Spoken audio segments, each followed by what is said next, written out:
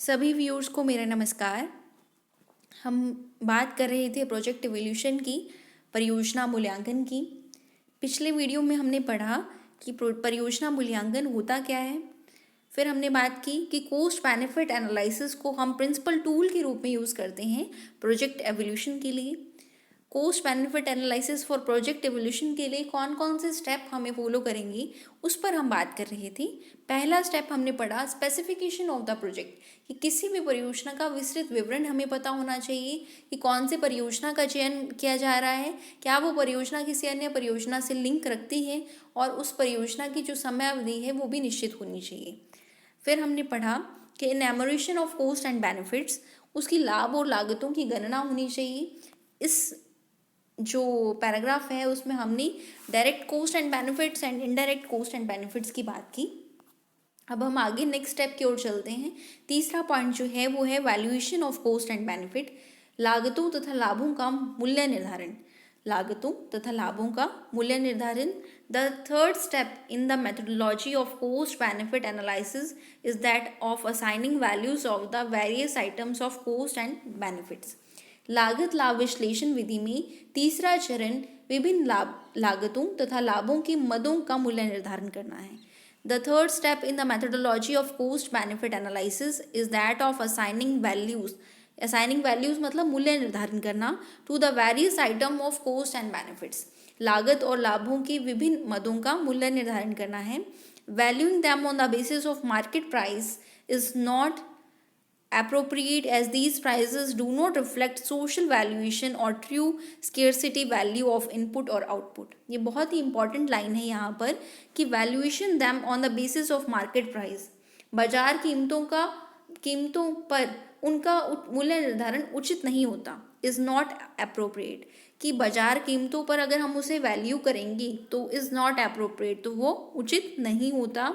As these prices do not reflect, क्योंकि ये कीमतें रिफ्लेक्ट नहीं करती क्या, सोशल वैल्यूएशन को, सोशल वैल्यूएशन और true scarcity value of input और आउटपुट, क्योंकि ये कीमतें निर्धारण नहीं करती। किसका निर्धारण नहीं करती? आगतों और निर्गतों के सामाजिक तथा वास्तविक मूल्य को प्रकट नहीं करती, कि आगत और निर्गत का कितना सामाजिक और वास्तविक मूल्य है उसको मार्केट प्राइस जो है वो व्यक्त नहीं करती। इसलिए कॉस्ट और बेनिफिट का एनालिसिस अगर हम मार्केट प्राइस पर करेंगे तो ये अप्रोप्रिएट नहीं होगा। Valuation of cost and benefits ये बहुत इंपॉर्टेंट टॉपिक है कि किस प्रकार हम मैथडोलॉजी इसका यूज़ करते हैं। अगर हम मार्केट प्राइस पर करेंगे तो ये अप्रोप्रिएट नहीं होगा, क्योंकि ये जो मार्केट प्राइस है वो रिफ्लेक्ट नहीं करती सोशल वैल्यूएशन को और स्कैरसिटी वैल्यू ऑफ इनपुट और आउटपुट, की जो आगत और निर्गत की जो स्कैरसिटी वैल्यू है उसको रिफ्लेक्ट नहीं करती। This is because the market price in LDC in particular are distorted by market imperfection, structural disequilibrium controls etcetera. इसका कारण क्या है कि जो अल्प विकसित देश होते हैं वो बाजार कीमतें, बाजार की अपूर्णताओं, संरचनात्मक असंतुलनों आदि के कारण विकृत हो गई हैं। This is because the market price in LDCs, अल्प विकसित देशों में जो मार्केट प्राइस होती हैं वो मार्केट इम्परफेक्शंस, मार्केट इम्परफेक्शन का मतलब क्या होता है? बाजार की अपूर्णता, स्ट्रक्चरल डिसइक्विलिब्रियम जो संरचनात्मक असंतुलन होते हैं, कंट्रोल्स जो उनके नियंत्रण है उसके कारण क्या है? विकृत हो चुकी हैं। तो हम पढ़ रहे थे third point evolution of cost and benefits, की जो लागत है और लाभों का मूल्य है उसको कैसे निर्धारण किया जाए। तो मैंने यहाँ आपको एक बात बताई कि अगर बाजार मूल्य पर लागत और लाभ का निर्धारण करेंगे तो वो अप्रोप्रिएट नहीं होगा। ऐसा क्यों होगा? क्योंकि अगर हम लागत और लाभ का बाजार मूल्य पर निर्धारण करेंगे तो वो क्या है? Society scarcity value of input और आउटपुट, आगत और निर्गत की जो सामाजिक वैल्यू है उसको क्लियरली रिफ्लेक्ट नहीं करेगा, क्योंकि जो बाजार मूल्य है वो बहुत सारी अपूर्णताएं लिए हुए होता है। The prices which truly reflect social valuation are called shadow और अकाउंटिंग प्राइसेस। ये बहुत ही इंपॉर्टेंट है कि वे जो कीमतें मदों के सामाजिक मूल्यों को वास्तविक रूप से प्रकट करती हैं। द प्राइसेस वो कीमतें विच ट्रूली रिफ्लेक्ट सोशल वैल्यूएशन जो सामाजिक मूल्यों को वास्तविक रूप से प्रकट करती हैं आर कोल्ड शैडो और अकाउंटिंग प्राइसेस, उसे छाया कीमतें या लेखा कीमतें कहते हैं। These shadow prices are determined by social opportunity cost. ये छाया कीमतें किसके द्वारा डिसाइड की जाती हैं? सोशल अपॉर्चुनिटी कॉस्ट, सामाजिक अवसर लागत द्वारा निर्धारित की जाती हैं। The true cost of the society of the alternative product which could have been produced. The true cost of the society, किसी विशेष उत्पाद की समाज के लिए असली लागत समाज द्वारा किए गए वैकल्पिक उत्पाद का त्याग है।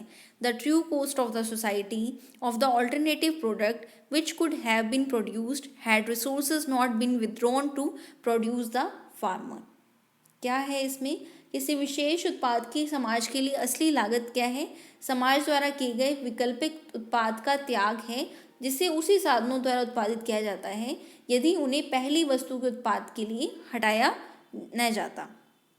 Thus, in cost-benefit analysis, the market price of an output or an input has to be adjusted upwards or downwards depending on whether the market price is an under or on estimate of the true value of the concerned item. तो लागत लाभ विश्लेषण में क्या है, किसी एक निर्गत और आगत की बाजार कीमतों को ऊपर की ओर या नीचे की ओर समायोजित इस प्रकार किया जाता है जो कि उस मद की बाजार कीमत की और उसके असली मूल्य के क्रमशः कम या अधिक होने पर निर्भर करता है। For instant, if labour is an abundant factor, मान लीजिए कि जो श्रम है वो बहुत ज़्यादा अमाउंट में क्या है, उत्पादन का एक प्रचुर साधन है of production, and at the market wage rate there is an excess supply of labour, और जो मार्केट वेज रेट है उस पर एक्सेस सप्लाई ऑफ लेबर है, बाजार मजदूरी दर पर श्रम के वास्तविक मूल्य से अधिक है। The market wage rate overvalues the labour due to some institutional reasons, wage rate not allowed to be fall, कुछ संरचनात्मक कारणों से अड़चनों के कारण मजदूरी दर को नीचा होने नहीं देते। So that's why true scarcity value at which supply of and demand for labour are equalised is that shadow wage rate. और जो स्कैरसिटी वैल्यू है जहाँ पर डिमांड और सप्लाई बराबर होंगे उसे क्या कहेंगे, शैडो वेज रेट कहेंगे। Like labour, the shadow prices of material and machinery used, shadow price of material and machinery can be worked out by applying the formula SPM. SPM का क्या मतलब है, shadow price of the material. OCM का मतलब है opportunity cost of the material. RU का मतलब है rate of utilisation for the material, and RR का मतलब है rate of replacement of the material. तो एसपीएम क्या होता है, शैडो प्राइस किसी मटेरियल के बराबर होगी opportunity cost of the material into rate of utilisation of the material upon rate of replacement of the material. या इसको हिंदी में कहेंगे एसपीएम को पदार्थ तथा मशीनरी की छाया कीमत, पदार्थ तथा मशीनरी की छाया कीमत। ओसीएम को कहेंगे पदार्थ तथा मशीनरी की अवसर लागत। आरयू को कहेंगे पदार्थ के प्रयोग की दर, और आरआर को कहेंगे पदार्थ के पुनः उत्पादन की दर। यदि आरयू और आरआर बराबर है तो इसका मतलब जो क्या है कि पदार्थ की छाया कीमत अवसर लागतों के क्या है, बराबर है। पदार्थ की छाया कीमत उसकी अवसर लागत के बराबर है। और RU is greater than RR है, shadow price will be higher than its opportunity cost. तब क्या कहेंगे कि जो शैडो प्राइस है, छाया कीमतें हैं, वो ज़्यादा हैं उसकी अपॉर्चुनिटी कॉस्ट से, उसके अवसर लागत से ज़्यादा है। RU is less then RR है तो कहेंगे shadow prices will be lower than its opportunity cost. जो छाया कीमतें हैं वो उसकी अवसर लागत से क्या है, कम है। Shadow price of the final product, final product की शैडो प्राइस क्या है, SPP, shadow price of the product equals to MPP, market price of the product into RC upon RP, expected rate of its consumption. RP का मतलब होता है expected rates of its production. SPP को हिंदी में कहेंगे वस्तु या उत्पाद की छाया कीमत, एमपीपी को कहेंगे वस्तु या उत्पाद के संभावित बाजार कीमत, आरसी को कहेंगे उपयोग की संभावित वृद्धि दर, आरपी को कहेंगे उत्पादन की संभावित वृद्धि दर। अगर आरसी और आरपी बराबर है तो इसका मतलब है कि shadow price equals to market price. RC is less than RP है, that means shadow price is less than market price. RC is greater than RP है, that means shadow price is greater than market price. In such a set of true scarcity prices that are used for evaluation of the cost and benefits of the project। ये इस प्रकार हम true scarcity prices को जान सकते हैं जो कि यूज होते हैं कॉस्ट एंड बेनिफिट्स को जानने के लिए किसी भी प्रोजेक्ट के। वैल्यूएशन ऑफ इंटेंजिबल्स, नेक्स्ट है, ये फोर्थ पॉइंट है क्या है कि वैल्यूएशन ऑफ इंटेंजिबल्स, हम इंटेंजिबल्स का वैल्यूएशन कैसे करेंगे। इंटेंजिबल्स को हिंदी में कहते हैं अमूर्त, अमूर्त। Some cost and benefits even through real and meaningful, कुछ लागतें और लाभ क्या होते हैं, वास्तविक और अर्थपूर्ण होते हैं। कैन नॉट बी क्वान्टिफाइड, अर्थपूर्ण होने के बावजूद भी उसको परिमाणित नहीं किया जा सकता। Such cost and benefits are called intangible, ये जो कॉस्ट और बेनिफिट्स हैं इन्हें क्या कहते हैं, इंटेंजिबल कहते हैं, अमूर्त कहते हैं। For instant an electric transmission line में मार the beauty of country side, जो इलेक्ट्रिक ट्रांसमिशन लाइन है वो कंट्री साइड, पूरे देश की जो ब्यूटी है उसको क्या कर देती है, सुंदरता को नष्ट कर देती है। It is a social cost which can not be quantified, ये ऐसी सोशल कॉस्ट है जिसे हम प्रमाणित नहीं कर सकते। Post building might add to be the beauty of locality, और एक भव्य भवन जो है वो स्थानीय सुंदरता को क्या कर देता है, बढ़ा देता है। It is a social cost which again can not be quantified, ये भी ऐसी एक सोशल कोस्ट है, सोशल बेनिफिट है सॉरी, जिसको हम क्वान्टिफाई नहीं कर सकते। Although the problem of quantification of intangibles remains, हालांकि ये जो प्रॉब्लम है कि क्या प्रमाणित करने को, अपमूर्त को प्रमाणित करने को, ये वैसी ही बनी रहेगी। Yet the planner keep such cost and benefits in view while carrying an project evolution, फिर भी जो प्लानर्स होते हैं, जो योजना बनाते हैं, वो मूल्यांकन करते समय ऐसी लागतों और लाभों को ध्यान में रख सकते हैं। तो वैल्यूएशन ऑफ इंटेंजिबल्स में क्या था कि कुछ ऐसे लाभ और लागतें होती हैं जो हमें दिखाई नहीं देती, जिसे हम क्या प्रमाणित नहीं कर सकते। जैसे एक इलेक्ट्रिक ट्रांसमिशन लाइन है, वो किसी गांव की सुंदरता को नष्ट कर देती है, और एक बहुत ही अच्छी बिल्डिंग बनी तो उस लोकेलिटी की सुंदरता को बढ़ा देती है। तो ये जो कॉस्ट और बेनिफिट है इसे हम काउंट तो नहीं कर सकते, लेकिन जो एक प्लानर होता है उसे हमेशा ये ध्यान में रखना चाहिए प्लानिंग करते वक्त। नेक्स्ट है द डिस्काउंट रेट, इसे कटौती दर कहते हैं।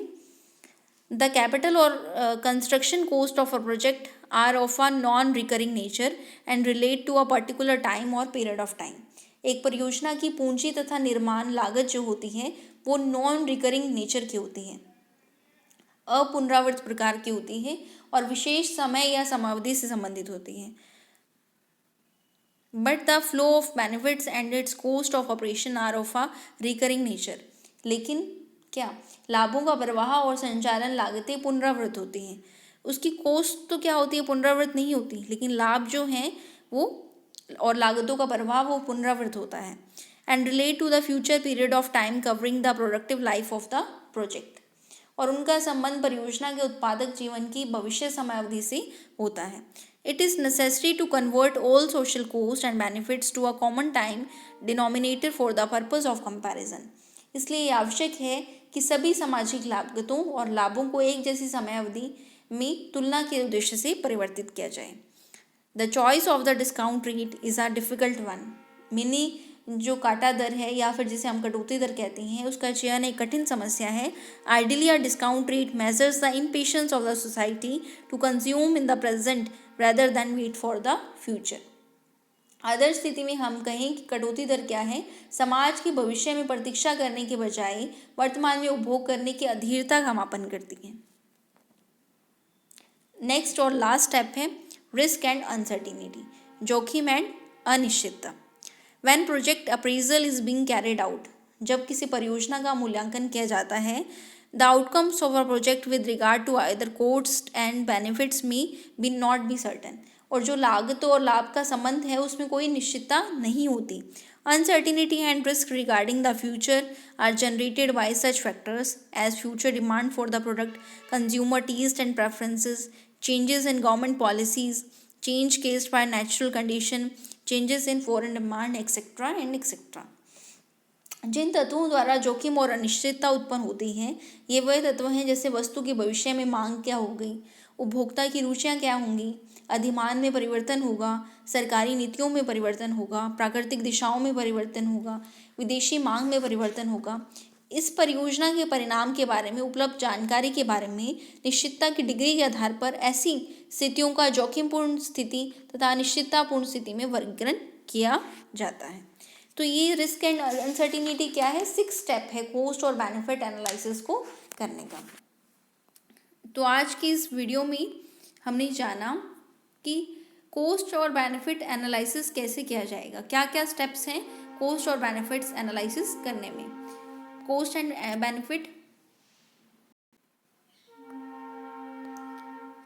एनालिसिस फॉर प्रोजेक्ट एवोल्यूशन, पहला स्टेप है स्पेसिफिकेशन ऑफ द प्रोजेक्ट, दूसरा स्टेप है enumeration of cost and projects, third है evolution of cost and project benefits, fourth है वैल्यूएशन ऑफ इंटेंजिबल्स, फिफ्थ है डिस्काउंट रेट